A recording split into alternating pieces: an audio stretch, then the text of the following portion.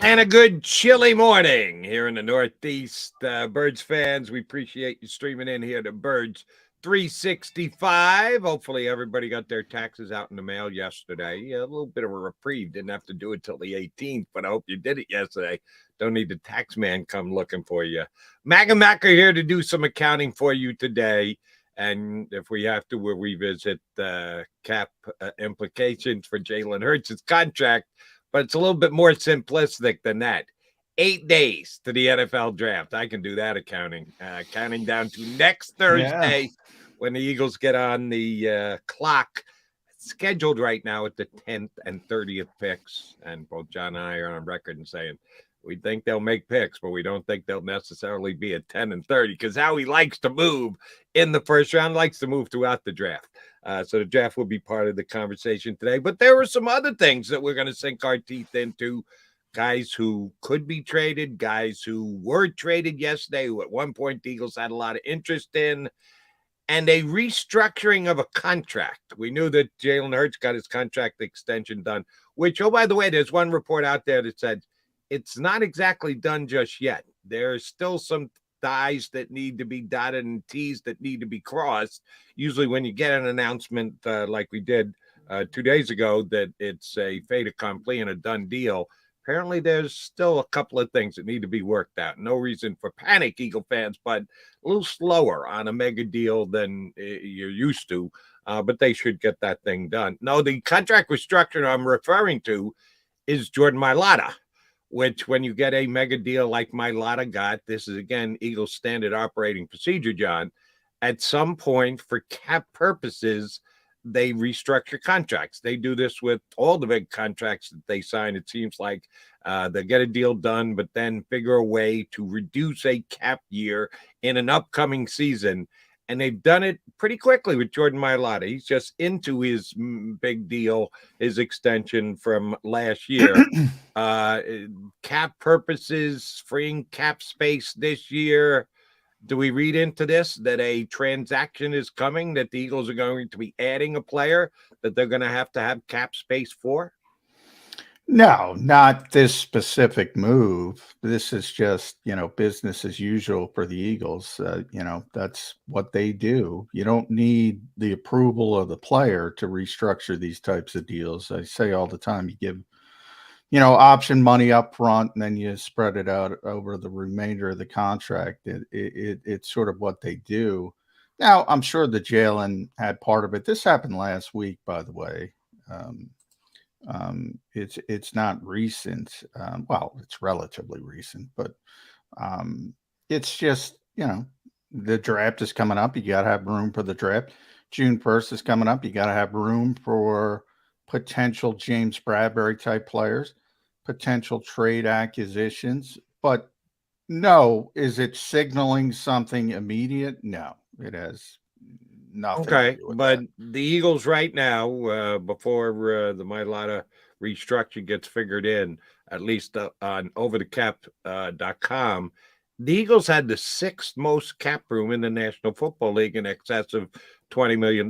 Now, I don't know if that factors in the increase in Hurts' deal, because this year on last year's rookie deal, we were scheduled to make $4 and change, high fours. At least what's being reported, his first year will be a $6.1 million cap hit. So that's going to eat $1 million and change into the chunk of the $20 million they're under the cap right now. They're going to do it anyway, so it had to be done at some point. Release of information. You're not going to tie this to there's someone they're eyeing that they know they're going to need cap space for, and that's why they go ahead and do it now. No.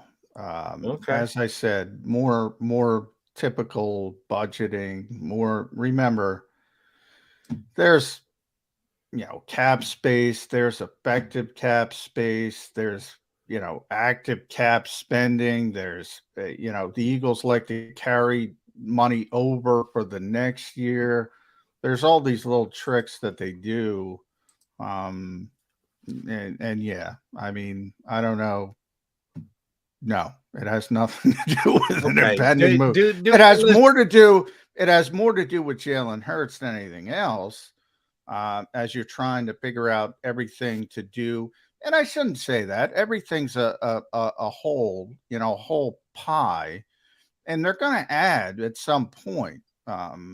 When are they going to add? Are they going to trade for somebody on draft night? Are they going to wait for somebody on June 1st? Is there a potential cut they have an eye on? All these things could go all the way into training camp as it did with CJ Gardner-Johnson. All these things factor in. So it's all, I don't want to say it's not meaningful, but it's not, I think, people get too caught up on A means B. A means, it's this whole big picture of sort of convoluted, altogether stew. And that's just a part of it. And there are certain contracts, as I said, how many times have they restructured Lane's deal over the years? There's certain contracts that, they put together originally so they could restructure it down the road to keep doing what they do, which, is a bigger discussion. So people think the credit card bill is going to come due at some point. Other people are a little bit more optimistic. I always compare it to the government. People talk about their debt spending all the time. Well, debt spending's not that big of a deal when nobody's coming to collect it. And that's the same thing in the NFL. It's a big deal when somebody's coming to collect it. But when nobody is, and the guy, it's even worse in the government because they're in charge and they just print more money if they need it. That hurts the average person, but it doesn't hurt them. Yeah. I think your specific question, and correct me as I'm wrong, is this for some reason that they're going to acquire somebody? Right. No. This was already done. This was done last week. My buddy Jeff Carr, I love him. He asked me, did they restructure the contract? I said, yes, they restructured it last week. This is not impending. It's not immediate. There's no immediacy to it. So you don't think they're opening up space to acquire Buda Baker? No. They're, again, in a larger picture, as I guess I didn't explain it well. Everything, I'm not saying they're not going to acquire Buda Baker. I'm saying they're not restructuring Jordan Mailata to acquire Buda Baker. They're restructuring Jordan Mailata and everybody else, and they structured Jalen Hurts' deal the way they structured his deal to have ability to do whatever they want. So if they like Buda Baker, they could trade for Buda Baker. If they liked Allen Robinson, they could have traded for Allen Robinson. If they liked Dalvin Cook, they could trade for Dalvin Cook. It's about the bigger picture. It's not about one specific move. And again, Buda Baker, with the hurdles on him, first Arizona has to agree to trade him. Right. There's no evidence that he's on the market other than he wants to be on the market. He's under contract for 2 more years. They like the player from all indications, but he's got no more guaranteed money on his deal. So from his perspective, basically what he wants is I want guaranteed money and probably an extension. Not probably, definitely an extension. And probably a raise. And probably a raise. So there's a lot of hurdles before you even get to the Eagles like this player enough to want to pay him top of the market money for a safety. There's hurdles you got to get over before you even get to that point. Now, maybe Howie's saying, you know what? I like this player. I want to go after this player. If I can convince Arizona to go after the player, then it becomes, yes, he's part of the Jordan Mailata is part of the stew. But they didn't renegotiate. They didn't restructure Jordan Mailata's contract yesterday to go get Buda Baker. First of all, it was done last week, as I said.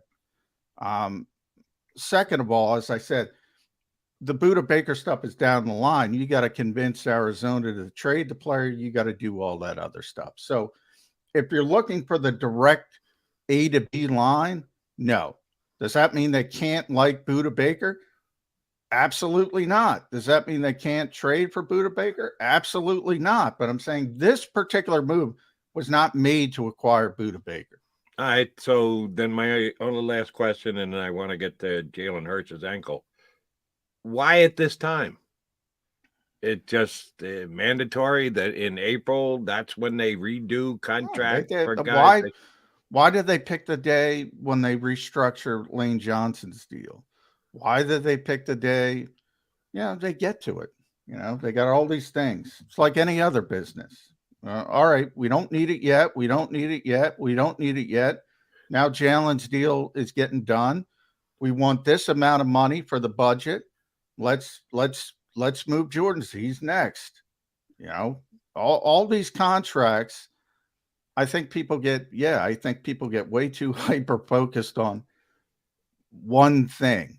Like it's a whole big, I keep using the word stew. It's a whole big stew, and it's all part of the picture. People would say all the time, well, the Eagles have no money. The Eagles have no money. When are they going to restructure Lane? When are they going to restructure Lane? Because they've done it so many times. I don't know. And then one day pops up and Field Yates says they restructured Lane Johnson because he usually gets it first. So just wondering about the timing of these things. Maybe the Eagles understand it and we don't, and they have a rhyme and a reason on why they do it when they do it. I get your line of thinking of it's all just one big happy stew and it gets done when it needs to get done. I guess I just don't follow what dictates when it needs to get done. All right, Jalen Hurts got a $255 million contract extension, making him the highest paid player in the history of the National Football League in average annual value. And then the next day it comes out that he's had ankle surgery, that they needed to do a cleanup on hardware from when he hurt his ankle in 2018 as a member of the Crimson Tide. He still had hardware in his ankle from 5 years ago. Now, this one I can probably figure out and just conjecture because Jalen hasn't told me. The Eagles aren't going to tell us. They wanted to have the contract done before they announced that he had this surgery. And they are describing it as a minor procedure, but surgery is surgery. It's not the same surgery as when you or I were kids. The medical advances have come a long, long way, but anytime the word surgery is attached to a medical procedure, it does give you at least a second of pause. They hold off on announcing this because they wanted to get the deal done first, John. Is there any level of concern whatsoever that Jalen Hurts had his second ankle surgery in the past 2 off seasons? No, I mean, as you mentioned, it's from an injury he had at Alabama. That's how far away it was. And they put in hardware, as they say, to sort of stabilize the ankle. And he got back in about a month, I think was the time frame at Alabama, trying to get on the field. My guess is they weren't going to take it out, and he started having some problems with it, and maybe feeling a little bit. And they said, "All right, let's take the stuff out." To me, that's a positive sign. That means the ankle's okay, and it is minor surgery, as you're right. That's kind of a minor surgery. The old joke is it's minor to everybody else, but not the person undergoing the surgery. Exactly. But from a football player standpoint, yeah, it's maintenance. Even when we talked about Isaac Seumalo, it was a big deal when, there's two operating when you have a Lisfranc fracture. There's 2 operations. The first one to repair it and you put the hardware in. The second one to take the hardware out when it's repaired. And it became a big deal when it was revealed he had the second surgery because nobody's doctors, but I mean that's the conventional way you treat that particular injury, which is pretty serious injury. And when it was revealed they took the hardware out, everybody made a big deal out of it, but it wasn't really a big deal. Again, relatively speaking, minor surgery for people who aren't having the surgery. That's what I would call this maintenance surgery, whatever you want to call it. I did, Jalen was back working out like within a week, whatever. really quickly, 10 days, something of that nature. He's going to be there April 24th. You mentioned his contract. All that has to do with basically him showing up to sign it. He's probably taking a little bit of a vacation as much as he does before he's got to be. The Eagles don't start offseason work, 32nd team in the NFL until April 24th. Everybody else started this week. So when he shows up, he'll sign the deal and we'll get to talk to him and all that good stuff. So it's agreed to terms at this point. But getting back to the surgery, yeah, I mean, I wouldn't be worried about it. I'd be more worried about the surgery he had when he got hurt against the Giants on his other ankle. And he showed up after the Tampa Bay playoff game in a walking boot. If you're continuing to have issues with that, I'd be more concerned, but there's no evidence of that. And the shoulder, there was a lot of people saying, oh, he's going to have surgery on the shoulder after the season. Well, he didn't. So no, not that we know of. Not well, I asked specifically. And so either they're lying to me, which is possible, but he didn't have surgery on the shoulder, to our knowledge. But he plays a dangerous sport, and he plays it in a way, and that's the big concern, where he's more susceptible to getting hurt. But the Eagles have been pretty constant, and they're going to take advantage of the shelf life, whatever the shelf life is. Right. Yeah. Apparently, you're much more open-minded when it comes to the timing of things. And I like to scrutinize the certain timing of things. I think it's more than a coincidence that the Eagles announce or let it be known that Jalen Hurts had ankle surgery earlier this offseason. Didn't hear a word about it. Once he gets the contract done. Hey, Jalen had this really minor surgery to take hardware out of his leg that was 5 years old, and they finally got around to taking it out. Yeah, I do question that. And the fact that, like you say, with the Liz Frank surgery, you put the hardware in and then you take the hardware out. Can you tell me, and this is a completely unfair question, I'm going to ask you anyway, Mac. Can you tell me anyone else who had removal of hardware 5 years after the fact? They went back in and got the hardware that they thought was necessary at the time and decided to take it out 5 years afterwards. When there's only one person that I can think of that's had that procedure, it does kind of grab my attention. Well, I will say it happens all the time, and I do really have 5 years after the fact. I love you to give me a name. I'm not giving you a sports name, but I give you an average person's name. My wife had a knee replacement, had to get it removed, do it again because she got an infection. That's far more serious. Look, I'm sure somebody's gotten hardware in their ankle, their elbow, their wherever they put hardware in at times, and they've had it taken out. I just brought up Isaac. Right. Now, 5 years after, again, what typically happens in that instance is you're not planning on taking it out, and you take it out because maybe he was sore and he's like, "What's this? I'm tired of being sore. Let's get it out of here. We don't need it." That's my guess. Now, I don't know that for sure, and when we get to Jalen, he'll get asked about it. Mm-hmm. That's my guess before I get to talk to him. Now, the second part is, look, we'll give credit to Tim McManus, my buddy, because he was the one who broke the story.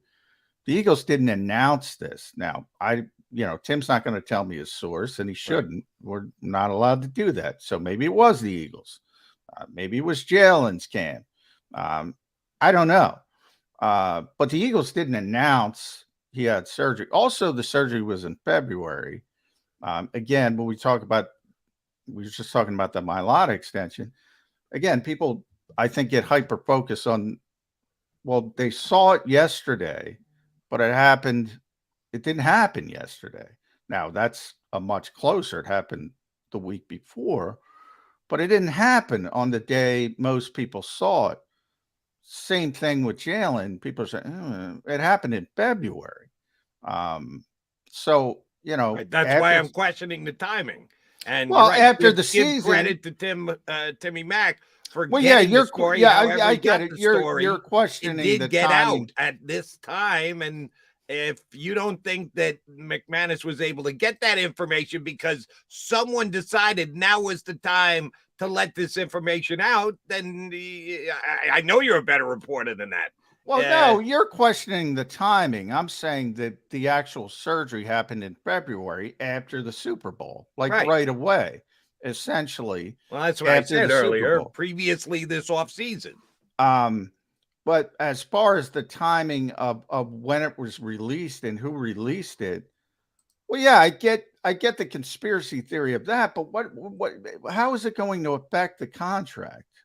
It's not going to affect the contract at all. I'm saying that because the contract was over and done, they didn't want this information getting out before they got the contract done. Now that the contract's done, we'll let this information get out. My question is, who didn't want the information out and why didn't they want it out? Either side could have felt that way. They didn't want why? That's what I'm asking. Why? What is the big deal? Football players have surgery all the time.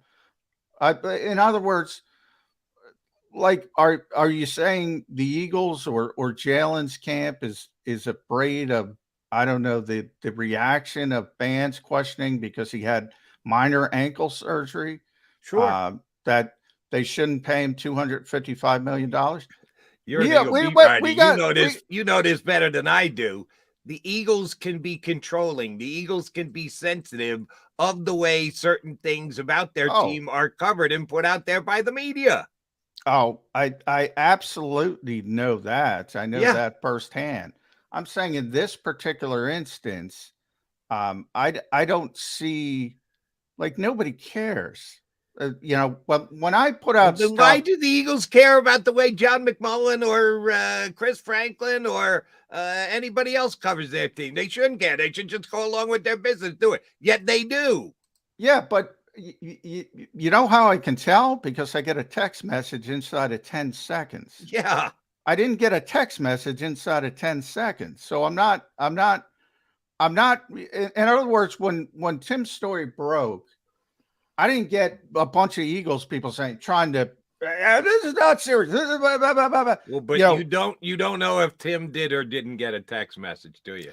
No, what I'm saying is we all do, Jody. In other words, when somebody breaks a story that the Eagles don't like, there is a very, very quick mobilization, I shall say, that they want to get their spin out. So if insert name says it, they'll say, this is the reason that blah, blah, blah, blah, blah. That's where I know, they want to control things. In this particular instance, and again, Jalen's going to ask all these questions next week. So everybody's going to get all this information. I mean, we all know Jalen by now. He's not going to give you a ton of information, but he's going to get asked 9 ways from Sunday about what's going on with the ankle. My assumption is he's going to shut it down pretty quickly and say, it was bothering me, was sore. Let's get it done. Let's get it over with. Let's get it ready. Let's get ready for next year. And that'll be it. And it'll get blown out. It'll get turned the page on very, very quickly. When the Eagles, like the the gang of whatever, I was at the Super Bowl, however many reporters, when our buddy Joe Santalaquito story came out, that's the kind of thing. There's a quick mobilization that they're very, very concerned about. I didn't get that on this, is what I'm trying to say. Probably didn't say it as succinctly as I should have. Then maybe Timmy Mack just got a piece of information that nobody else was able to get. If you think there is absolutely no coincidence between Jalen having had surgery 2 months ago, he signs a contract extension, and then the information comes out like days thereafter. If you think that's complete and total coincidence, okay. Maybe I'm a little bit more skeptical. Well, then I'll say, and we got to get to Mike Gill. I'll say, then why didn't they wait 10 days? Why didn't we wait 2 weeks? Why didn't they wait a month? Are they that dumb to go, All right, we signed the contract. Now let's leak to Tim McManus about this ankle surgery.